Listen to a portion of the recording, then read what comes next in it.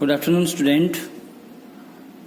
कल हमने जो पीछे चैप्टर किया था उसका नाम था गति, मोशंस। आज हम जो चैप्टर करने वाले हैं उसका नाम है बल तथा गति का नियम। चैप्टर नंबर 9 था आपका, तो जिसका नाम है बल तथा गति के नियम। बल क्या होता है? जब हम किसी वस्तु के ऊपर क्या लगाते हैं, या तो उसके ऊपर धक्का लगाते हैं या उसके ऊपर कोई खिंचाव पैदा करते हैं, तो वस्तु अपनी स्थिति में क्या करती है, अवस्था में परिवर्तन करती है। उसी को क्या बोला जाता है? बल बोला जाता है। बल यह वह धक्का या खिंचाव है, यह वह धक्का या खिंचाव है जिसमें वस्तु की अवस्था में परिवर्तन करने की अक्षमता होती है, उसके क्या कहा जाता है? बल कहा जाता है। तो बल का जो ऐसा ही मात्रक है वो हमारा क्या है? न्यूटन है। बार बार हम प्रयोग करते हैं कि बल को किसमें मापते हैं?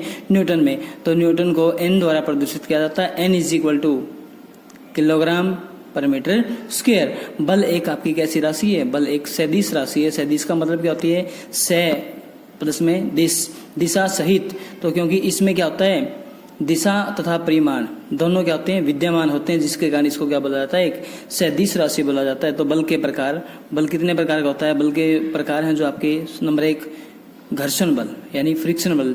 यह वह बल है जो वस्तु के विपरीत दिशा में कार्य करता है। वस्तु के विपरीत दिशा में अगर आप आगे की तरफ चलते हैं तो बल कहाँ काम करता है? पीछे की तरफ काम करता है। तो हमारा वो बल क्या कहलाता है? घर्षण बल कहलाता है। यह वह बल है जो वस्तु के विपरीत दिशा में कार्य करता है। यह बल दो सतहों के बीच कार्य करता है, दो सतहों के बीच कार्य करता है। उस बल को बोला जाता है घर्षण बल। तो घर्षण बल के उदाहरण क्या हो जाएंगे? आपके सड़क पर चलने वाली गाड़ी है, श्याम पथ पर चौका चलना है, ये दोनों किसके उदाहरण हो जाएंगे? घर्षण बल के उदाहरण हो जाएंगे। तो घर्षण का उपयोग सड़क पर चलते हैं, गाड़ी चलाने में, श्याम पथ पर लिखने में, पेंसिल कॉपी के ऊपर लिखने में, पेन अथवा पेंसिल के साथ कॉपी के ऊपर लिखने में, पेंसिल चलाने में, हमारे चलने में भी हमारा क्या करता है? आपका जो घर्षण बल कार्य करता है। आप जमीन के ऊपर चलते हो तो धरती हमारे ऊपर क्या लगाती है? अपोजिट फोर्स लगाती है, जिसके कारण उसके ऊपर क्या करते हैं? आगे की तरफ गमन करते हैं। तो हमारा कौन सा होता है? वो भी एक घर्षण बल होता है। जैसे कि आप कई बार आप चिकनी सतह हो जाती है, फर्श के ऊपर पानी गिरने के बाद, फर्श के ऊपर पानी गिरने के बाद, फर्श के ऊपर पानी गिर जाता है। तो पानी गिरने के बाद क्या करते हैं? तो जब आप उसके ऊपर चलते हैं, उसके ऊपर से चलने के पर, तो फर्श के बीच और आपके जो पाँव हैं, जो आपके चप्पल वगैरह हैं, उनके बीच और उसके बीच क्या बन जाती है? एक वाटर की लेयर बन जाती है, जो फ्रिक्शन को क्या कर देती है? कम कर देती है, यानी घर्षण को खत्म कर देती है, जिसके कारण आप क्या कर जाते हो? स्लाइड कर जाते हो। तो हमारा बल कौन सा कहलाता है?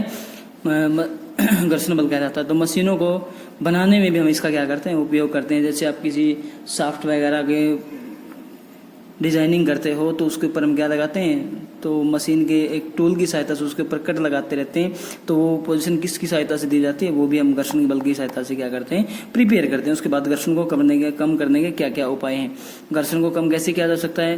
घर्षण को कम करने के लिए हम बॉल बेरिंग का उपयोग करते हैं, सतह को चिकना करते हैं, मशीनों के कलपुर्जों में तेल अथवा ग्रीस डालकर घर्षण को कम किया जा सकता है। अभिकेंद्रीय बल, उसके बाद नंबर 2 पे आपका आ जाता है अभिकेंद्रीय बल। अभिकेंद्रीय मतलब, अभी का मतलब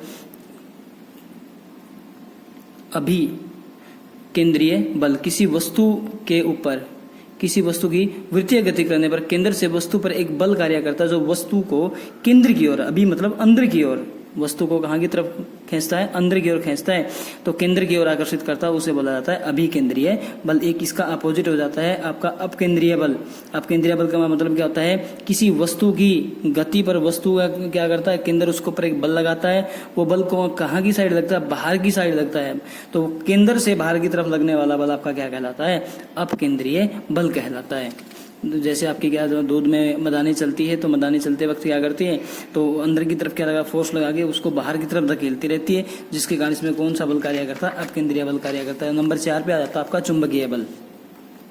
चुंबकीय पदार्थों को अथवा लोहे की वस्तुओं को अपनी ओर क्या करता है? आकर्षित करता है। तो चुंबक की यह प्रकृति, जो चुंबकीय वस्तु को अपनी ओर क्या करता है? खींचता है, तो उसके ऊपर बल लगाता है, वो बल क्या कहलाता है? चुंबकीय बल कहलाता है। उसके बाद आपका नंबर 5 पे आता है गुरुत्वाकर्षण बल। तो गुरुत्व प्लस में आकर्षण, यूनिवर्स मतलब ब्रह्मांड में दो वस्तुओं के बीच लगने वाला बल, ब्रह्मांड में दो वस्तुओं के बीच लगने वाला बल हमारा क्या कहलाता है?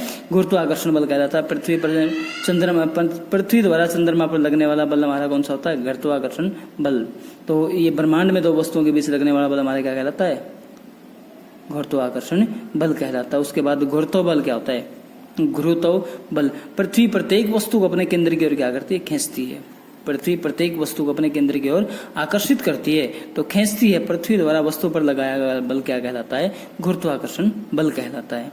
तो आज आप करेंगे बल और बल के प्रकार। 6 प्रकार के आपके बल होंगे, तो 6 की 6 आप डेफिनेशन याद भी करोगे। इसको कॉपी नोटबुक के ऊपर हम क्या करेंगे? राइट भी करेंगे और लर्न भी करेंगे। Thank you.